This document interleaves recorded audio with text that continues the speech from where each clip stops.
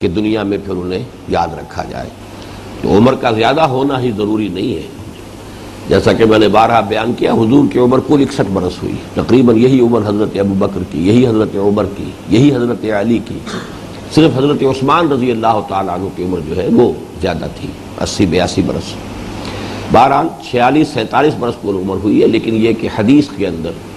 بہت بڑا ان کا مقام ہے۔ ریاض الصالحین ان کی بہت ہی مشہور و معروف کتاب ہے۔ عام طور پر جو حدیث کے مجموعے مرتب کیے گئے ہیں وہ فقہی اعتبار سے ہیں، وہ در حقیقت وہ فقہ السنہ ہی کی ایک بات بن جاتی ہے۔ تو لیکن یہ کہ ریاض الصالحین اس اعتبار سے بڑی مختلف کتاب ہے کہ اس میں اخلاقیات، اس کے حوالے سے ابواب جو ہے وہ باندھے گئے ہیں، اور وہ کتاب جو ہے وہ اس پہلو سے عام مطالعے کے لیے بہت ہی زیادہ موزوں ہے۔ باقی جو یہ کتابیں ہیں حدیث کی، اس کے لیے ایک فن سے واقف ہونا ضروری ہے، اور اس میں بہت سے پھر وہ مسائل آ جاتے ہیں، فقہی مسائل، فقہی مباحث آ جاتے ہیں۔ لیکن وہ حدیث کی کتاب ایسی ہے کہ جو بنیادی طور پر جس کو کہنا چاہیے کہ لب لباب جو ہے دین کی تعلیمات کا، خصوصاً انسان کی اخلاقی زندگی سے متعلق، وہ اس میں سب آ جاتے ہیں۔ ان کا اصل نام جو ہے امام یحییٰ بن شرف الدین نووی، شام میں دمشق کے مضافات میں یہ قصبہ تھا نوا، تو نوا کے رہنے والے امام یحییٰ بن شرف الدین نووی، انہوں نے ریاض الصالحین ان کی مشہور ترین کتاب ہے، لیکن یہ کہ یہ 42 احادیث کا مجموعہ بھی انہوں نے مرتب کیا ہے۔ اور میرا ذاتی تاثر یہ ہے کہ واقعتاً اصول دین جن کو ہم کہیں گے مختلف اعتبارات سے، مطلب ایک ہے کہ دین بحیثیت مجموعی کیا ہے، اس کے اجزاء ترکیبی کیا ہے، ان کا آپس میں ربط و تعلق کیا ہے، پھر یہ کہ دین کی باطنی حقیقت کیا ہے جس کو ہم تصوف سے عام طور پر تعبیر کرتے ہیں۔ تو ان مختلف پہلوؤں سے، ظاہر و باطن، ان دونوں پہلوؤں سے یہ کتاب جو ہے مختصر ترین مجموعے میں سے ان کو شمار کیا جائے گا، لیکن یہ کہ بہرحال یہ بہت جامع ہے، اور معلوم ہوتا ہے اس لیے کہ سلیکشن ہی میں تو در حقیقت انسان کی پھر لیاقت اور مہارت جو ہے، اس کے اپنی ذہنی سطح کیا ہے، اسی میں اس کی سلیکشن جو ہے وہ در حقیقت ظاہر ہوتی ہے۔ تو یہ سلیکشن جو ہے اس سے اندازہ ہوتا ہے کہ امام یحییٰ بن شرف الدین نووی نے بہت ہی عرقریزی کے ساتھ اور بہت محنت کے ساتھ جو اہم ترین احادیث ہیں ان کو جمع کیا ہے۔ ان میں جو سب سے پہلی حدیث ہے جس کا آج ہمیں مطالعہ کرنا ہے، یہ ایک ایسی حدیث ہے کہ شاید ہی کوئی کتاب ہو حدیث کی اور کوئی مجموعہ احادیث کا ہو جس میں یہ حدیث موجود نہ ہو۔ آج ہی صبح میں دیکھ رہا تھا تو جب اتفاق ہے کہ صرف موطا امام مالک رحمہ اللہ جو ہے اس میں تو یہ حدیث موجود نہیں ہے، باقی بخاری، مسلم، صحاح ستہ کی بقیہ تمام کتابیں، اس کے بعد اور جو طبقہ دوم اور طبقہ سوم، سب میں یہ حدیث موجود ہے، اور اس کو ایک طرح سے مشہور ترین روایات میں شمار کیا گیا ہے، اہم ترین، مشہور ترین، اور اکثر و بیشتر محدثین نے اپنے مجموعوں میں نمبر 1 پر اس حدیث کو درج کیا ہے، اس لیے کہ یہ بہت ہی ایک اہم اور بنیادی جو اس کا موضوع ہے۔ امام شافعی رحمۃ اللہ علیہ کا قول یہ ہے کہ یہ 70 ابواب میں داخل ہے، یعنی اس حدیث سے یوں سمجھیے کہ دین کی تعلیمات کے 70 پہلو واضح ہوتے ہیں۔ تو اگرچہ یہ لفظ 70 جو ہے اس کے بارے میں عام شارحین کا یہی قول ہے کہ اس سے مراد مبالغہ ہے، کثرت کی طرف اشارہ ہے، اس سے مراد ایگزیکٹ 70 کی فگر نہیں ہے، کیونکہ یہ لفظ آتا ہے قرآن میں بھی، حدیث میں بھی 70 کثرت کے لیے۔ بہرحال اس حدیث کی اس اعتبار سے اہمیت آپ کے سامنے آ گئی۔ اس کے راوی ہے حضرت عمر بن الخطاب رضی اللہ تعالی عنہ، اور یہ آپ کے علم میں اب تک بات آ چکی ہوگی کہ صحابہ کرام میں بھی ایک تقسیم ہوتی ہے۔ ایک تقسیم تو ایک درجے کے اعتبار سے ہے کہ چوٹی پر 4 ہمارے خلفائے راشدین ہیں، اور ان میں ترتیب جو ہے فضیلت کے اعتبار سے اعلیٰ ترتیب الخلافہ، اس لیے کہ چوٹی پر حضرت ابو بکر، پھر حضرت عمر، پھر حضرت عثمان، پھر حضرت علی، پھر یہ کہ 6 افراد جو ہیں وہ جو عشرہ مبشرہ میں سے ہیں، پھر اس کے بعد جو بدری صحابی ہیں، پھر اس کے بعد جنہوں نے بیعت رضوان کے موقع پر بیعت کی تھی، اس طرح سے درجہ بندی ہے۔ ایک اور اعتبار سے ان میں درجہ بندی ہوتی ہے، اور ایک ہے فقہائے صحابہ اور فقراء صحابہ، یہ ایک خاص اعتبار سے ان میں ایک تقسیم کی گئی ہے۔ فقہائے صحابہ وہ ہیں کہ جو جن میں فہم دین، اس یہ جو ہے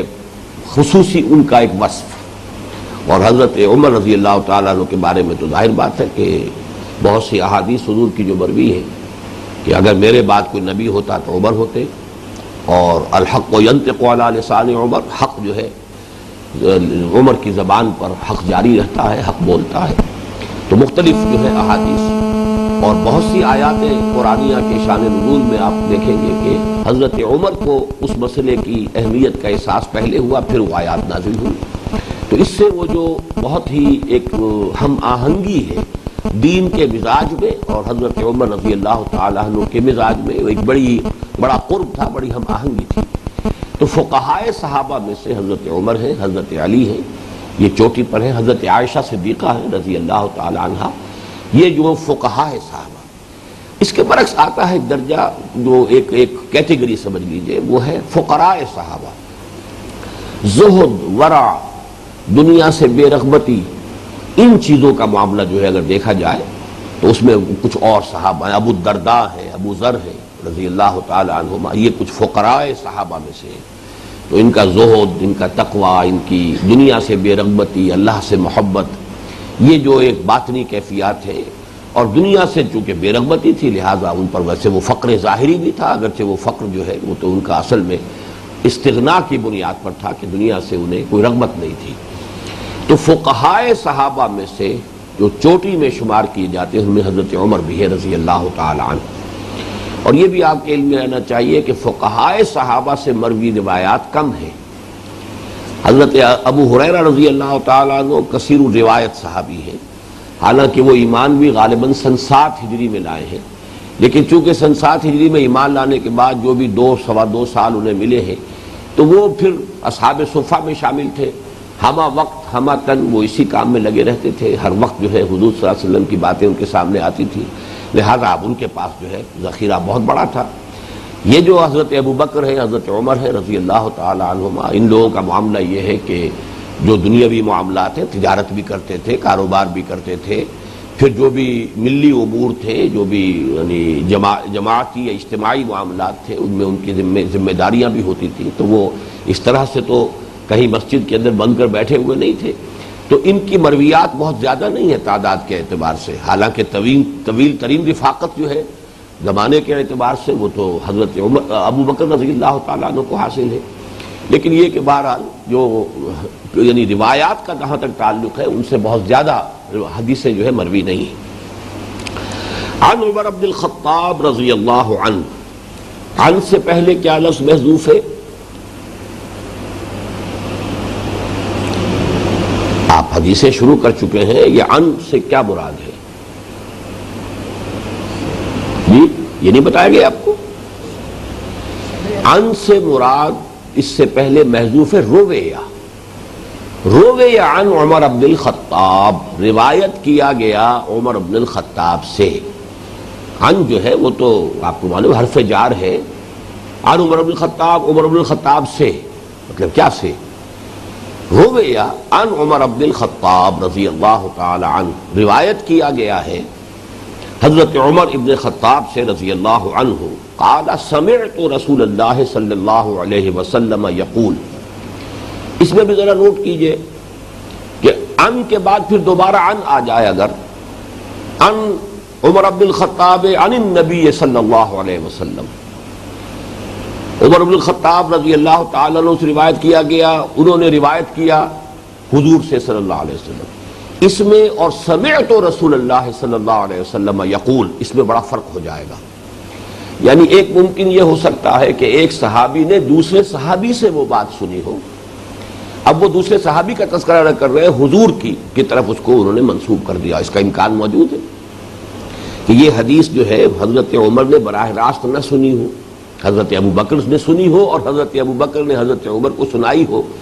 اور چونکہ حضرت عمر کو رضی اللہ تعالی عنہ حضرت ابو بکر پر پورا اعتماد اور یقین تھا کہ انہوں نے جو کچھ حضور کی طرف منسوب کر کے فرمایا ہے صحیح فرمایا ہے، تو وہاں تذکرہ نہ کیا جائے ابو بکر کا اور نام لے دیا جائے کہ انہوں نے روایت کیا حضور سے۔ لیکن جہاں یہ لفظ آ جائے گا سمعت رسول اللہ، اب یہاں پر گویا کہ ایک اضافی جو ہے اس میں تاکیدی رنگ پیدا ہو گیا، میں نے خود سنا اللہ کے رسول صلی اللہ علیہ وسلم کو یہ فرماتے ہوئے، سمعت رسول اللہ صلی اللہ علیہ وسلم یقول۔ اب یہاں سے متن شروع ہو رہا ہے. آپ کو معلوم ہے نا کہ حدیث کے